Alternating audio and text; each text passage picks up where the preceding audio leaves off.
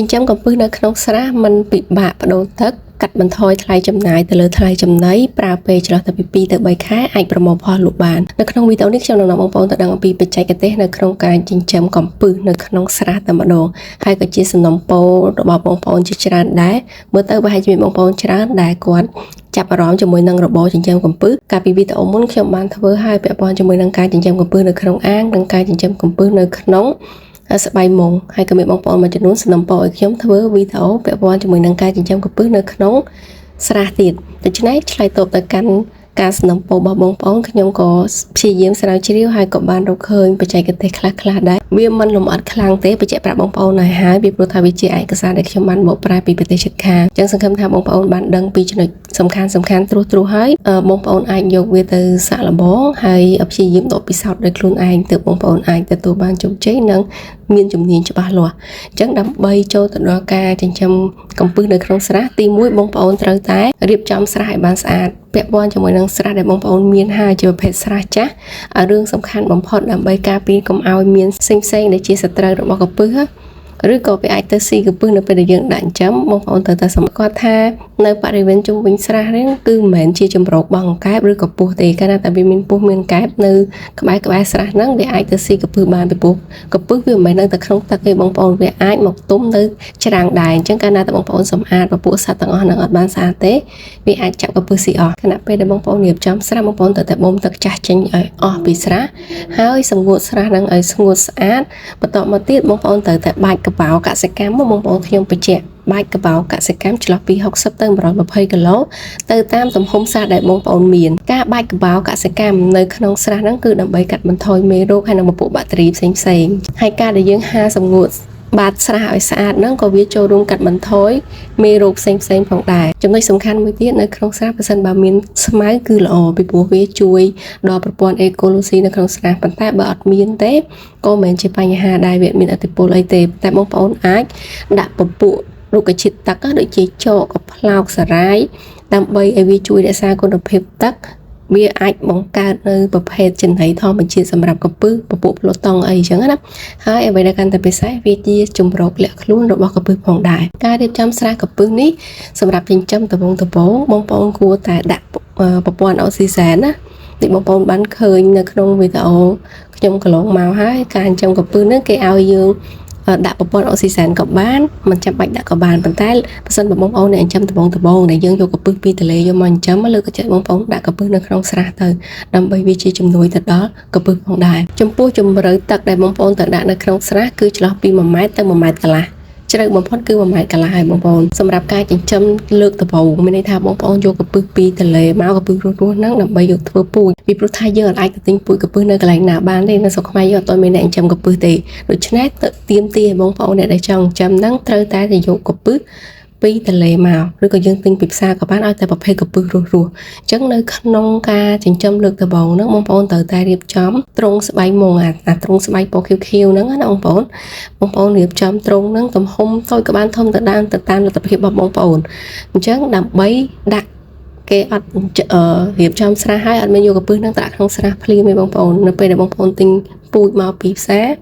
ឬក៏រកបានឲ្យខ្លួនឯងបងប្អូនយកមេពូជហ្នឹងទៅដាក់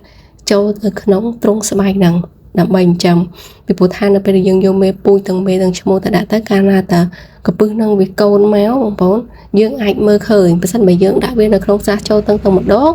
យើងអាចមើលឃើញទេហើយនៅក្នុងស្រះហ្នឹងទៀតសោតបងប្អូនត្រូវតែរៀបចំទ្រុងស្បែកមួយទៀតដែលមានកលាល្អិតជាងទ្រុងស្បែកមុនដើម្បីទុកសម្រាប់នៅពេលដែលកូនវាញាស់មកបងប្អូនដួសយកកូនកំពឹសហ្នឹងប្របែកចេញពីមេវាមកដាក់ក្នុងទ្រុងមួយទៀតហ្នឹងករណីបងប្អូនចាប់ផ្ដើមចិញ្ចឹមលើកដំបូងបន្ទាប់ពីបងប្អូនបានរៀបចំស្រះរួចហើយបងប្អូនបានរៀបចំទ្រុងស្បែកមុងចំនួន2ដែលមួយសម្រាប់ដាក់មេពូជហើយមួយទៀតសម្រាប់ដាក់កូនហើយដល់ពេលចំណុចទី2គឺជាការលេងតែម្ដងចំពោះការលេងមេពូជគឺងាយៗទៅដូចបងប្អូនដូចតែលេងត្រូវអីដែរប៉ុន្តែដល់ពេលដែលបងប្អូនដាក់មេពូជចូលទៅក្នុងទ្រុងស្បៃមុងហើយបងប្អូនត្រូវយកអុកស៊ីសែនហ្នឹងណាដាក់ក្នុងស្រះហើយបើកវាឲ្យខ្លាំងប្រហែលឆ្លាស់ពី10ទៅ20នាទីពីព្រោះថាកំពឹសវាប្រភេទជាសត្វដែលចូលចិត្តទឹកដែលវាហូរទៅហូរមកបងប្អូនវាចូលចិត្តទឹកស្ងៀមឯងជាចរិតរបស់កំពឹសវាចូលចិត្តប្រភេទទឹកហូរនេះដោយសារតែកាលណាតែទឹកវាមានចរន្តហូរចេញហូរចូល វាធ្វើឲ្យវានឹងឆាប់សកដែរបើតាមបទពិសោធន៍របស់កសិករថៃគេបាននិយាយថាប្រសិនបើបងប្អូនយកមេក្រពើដែលមានពងនៅក្នុងពោះយកទៅដាក់លេងនៅក្នុងទ្រុងស្បែកហើយយើងបើកអុកស៊ីសែនចន្លោះពី10ទៅ20នាទីនៅពេលដែលយើងដាក់ហើយយប់ឡើងវានឹងចាប់ផ្ដើមលោតហើយកាលណាតលោតពងរបស់វានឹងធ្លាក់ហើយកាលណាទៅធ្លាក់វាចំណាយពេលចន្លោះពី2ទៅ3ថ្ងៃវានឹងចាប់ផ្ដើមញាស់កូនហ្នឹងហើយជាការតាមដានរបស់គេនៅពេលដែលលេងហើយប្រហែលតែ1ខែទេជាទូទៅណាពពួកពងដែលវាមានស្រាប់ដែលយើងយកមកហ្នឹងវានឹងចាប់ផ្ដើមញាស់ហើយពពួកមេក្រពើផ្សេងទៀតហ្នឹងវានឹងចាប់ផ្ដើមពងជាបន្តបន្ទាប់ដូច្នេះហើយទីមទានៅក្នុងកំឡុងពេលដែលចិញ្ចឹមបើសិនបងប្អូនដាក់មេក្រពើដែលមានពងត្រូវតែតាមដានឲ្យទៀងទាត់ដើម្បីដួសយកកូនហ្នឹងយកមកដាក់ចិញ្ចឹមនៅក្នុងទ្រុងស្បែកមួយទៀតហើយនៅពេលដែលពងនឹងញាស់ប្រមូលពងក្រពើដែលមានអាយុផាយគ្នាឬក៏ទំហំប៉ុនៗគ្នាដាក់នៅក្នុងស្បែកដែលឡាយទៅដើម្បីត្រៀមវាទុកសម្រាប់ការបំពន់ណាមានន័យថាយើងយកវាបែកចេញពីមេមកហើយបងប្អូនត្រូវតែបំពន់វាហើយវាមានអាយុប្រហែល1ខែទើបយើងយកវាទៅដាក់នៅក្នុង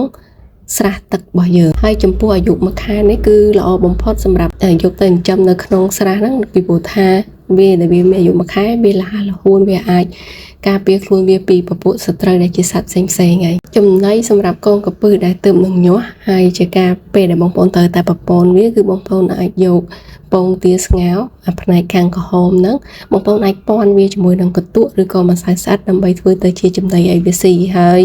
បងប្អូនអាចដាក់វាពេលព្រឹកម្ដងពេលល្ងាចម្ដងឬក៏ដាក់ពេលយប់ក៏បានដែរហើយចំពោះការដាក់បងប្អូនមិនអាចដាក់តែផ្ទាល់ដូចត្រីទេបងប្អូនត្រូវមានប្រភេទ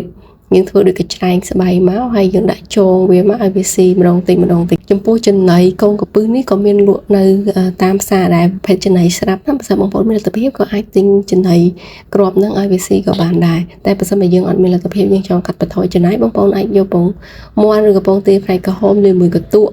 ហើយកូរមួយម្សៅស្អិតឲ្យវាស្អិតទៅយើងអាចដាក់ឲ្យវាស៊ីហើយបើសិនមានត្រីអីបន្ថែមទៀតដើម្បីឲ្យវាមានក្លិនក៏វាកាន់តែល្អទៅតាមនឹងដែរការចិញ្ចឹមក្រពើនេះបន្ទាប់ពីបងប្អូនបំពន់វាឲ្យបានអាយុ1ខែហើយបងប្អូនអាចលេងវានៅក្នុងស្រះបានហើយចំពោះការលេងបងប្អូនអាចលេងបានចន្លោះពី100ទៅ1000ក្បាលក្នុងផ្ទៃកាឡា1ម៉ែត្រការ៉េនៃស្រះបើសិនបងប្អូនមានស្រះតូចក៏បងប្អូនដាក់1000ក្បាលទៅតែបើសិនបងប្អូនមានស្រះធំបងប្អូនអាចលេង100ក្បាលនៅក្នុង1ម៉ែត្រការ៉េទៅតាមស្ថានភាពជាក់ស្ដែងហើយចំពោះក្រពើនេះគឺវាងាយស្រួលចិញ្ចឹមតែបងប្អូនបើសិនបងប្អូនអាចរកពូជពីធម្មជាតិបានកាន់តែច្រើនយើងអាចផលិតកូនបានកាន់តែច្រើនអញ្ចឹងទិន្នផលរបស់